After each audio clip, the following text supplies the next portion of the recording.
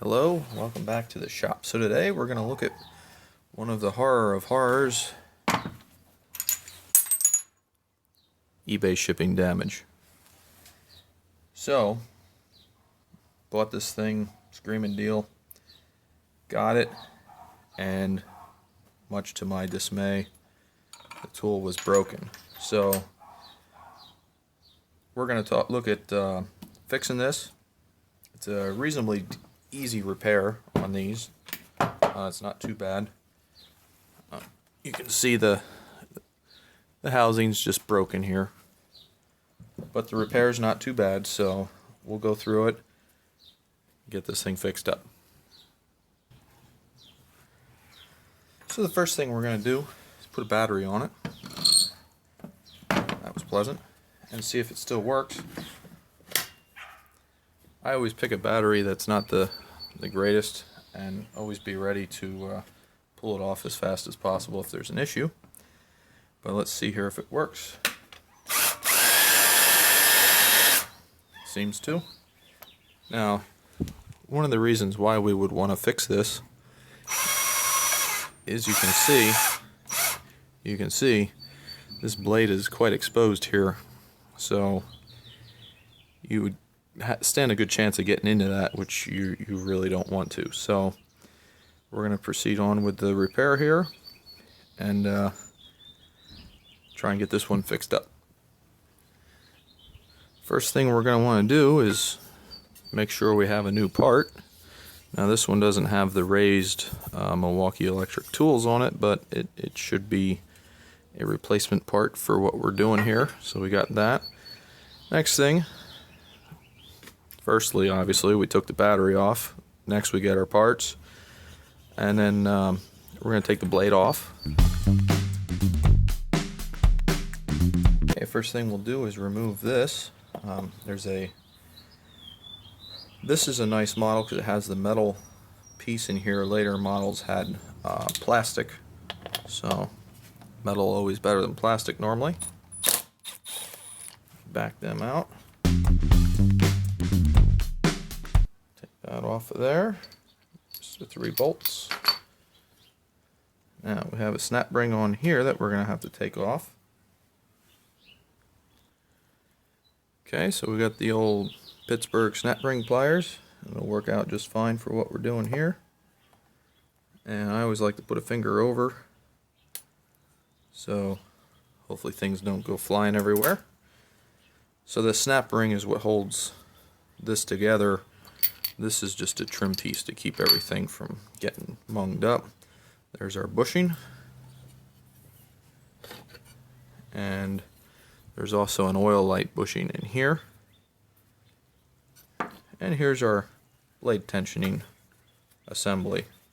So when I rotate the tensioner, it will move. You can see this slide. And this is a bolt with a shoulder on it, so that can move. We're extending the entire travel of the top here, which tensions the blade. And then that's spring loaded. So pretty simple little thing there. So we'll keep taking apart here.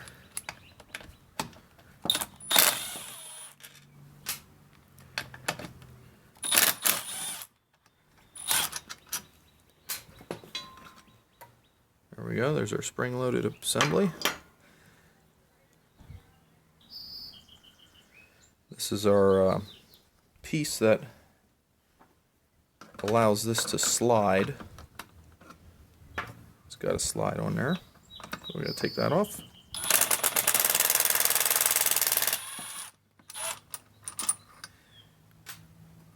I don't really have impact torques yet, so I'm taking it easy with the regular Pittsburghese ones.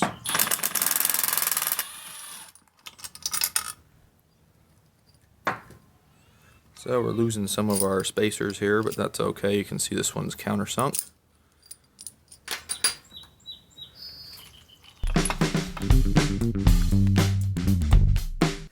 Just got to take out this shoulder bolt, which I probably should have done sooner.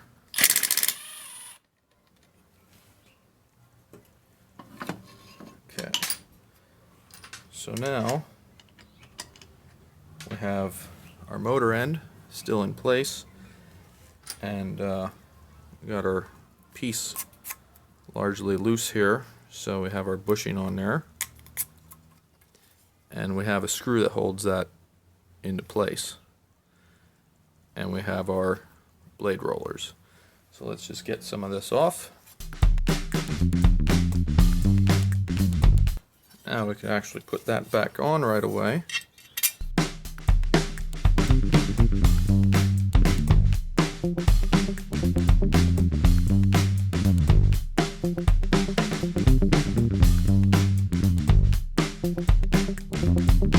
Okay, so we got our rollers back in there. Take our pin out.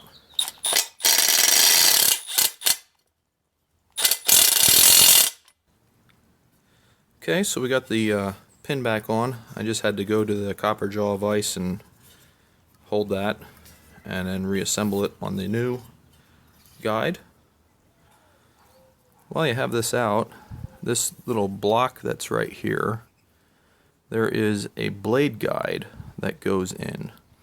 So I like to take a piece, some crazy glue or super glue, whatever you have, and put some down in there, put that piece in, and put it all back together. So this piece has a little angle shaved off of it. Make sure that is facing the direction that the blade will be coming from, and just push this in.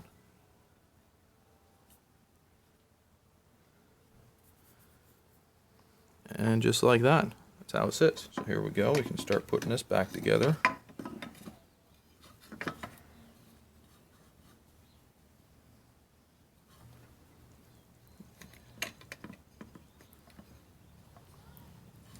Now when you put these back in, you can see these screws are countersunk.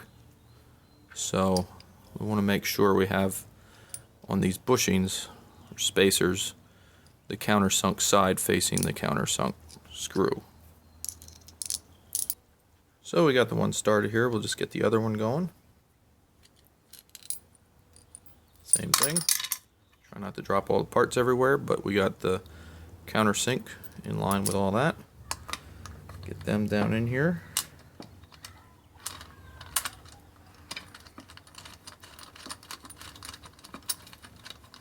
And now what should happen is that should allow this piece to slide.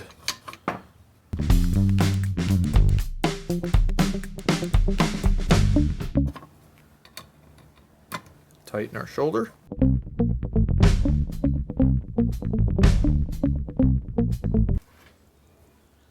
Put these screws back in.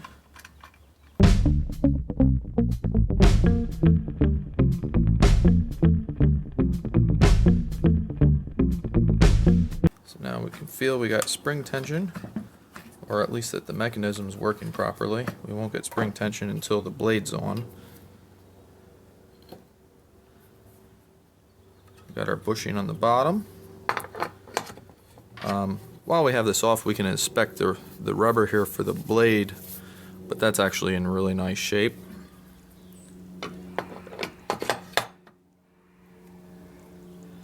Get our other bushing. Snap ring. And again, we want to just get the tool on there and finger over it. Just like that. That seems to be working well. We can put our cap back on.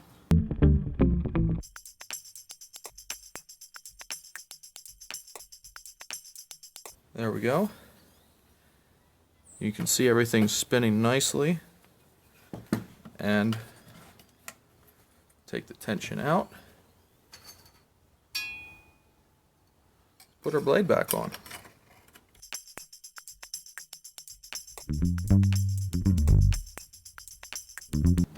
Up our tension. Now we're pushing against that spring. Put our battery back on.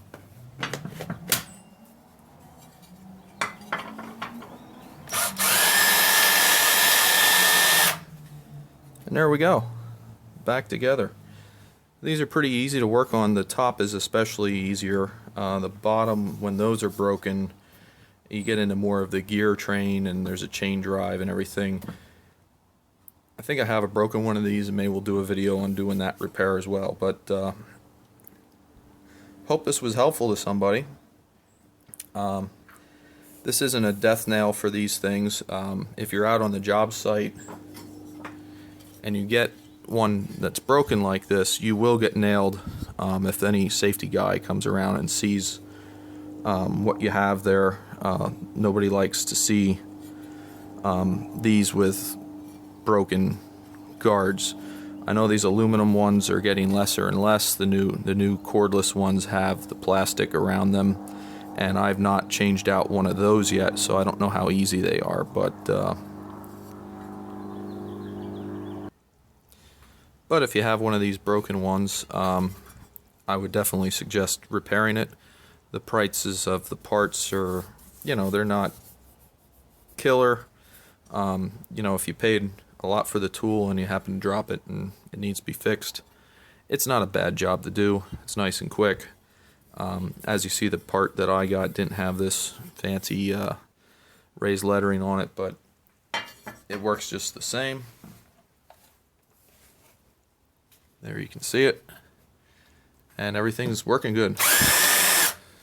Maybe we'll see if we can get some metal here and see if we can cut something.